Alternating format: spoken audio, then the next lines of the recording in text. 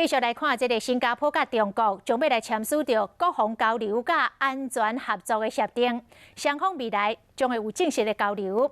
嘛来传出讲，最后这个台湾甲新加坡两国的联合演习要来做调整。不过，国防部长严德发来澄清讲，一切拢正常。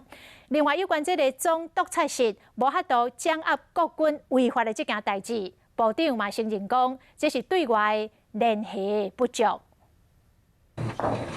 2015年，总督察长陈添成为了阿帕契案件获释的，这个伫2013年成立的总督察长室，就这种海军陆战队士兵饮酒赛车事件，拢总应该要掌握。验过被发现讲，2015年到2018年，军人酒类赛车4720人次，应该来掌握到477人次。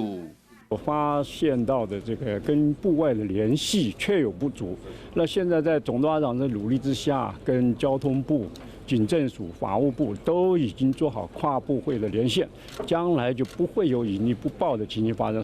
因为检算唔有饮酒赛车人数为跋筊、妨害性自主到贪污，总督察长室无都完全的掌握，唔但内部问题，还佫有外部的问题。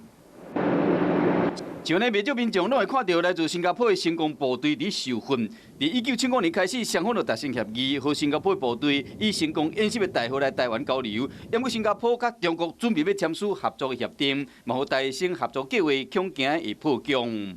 跟新加坡方面的星光计划，到目前的推动一切都正常，没有任何的变化。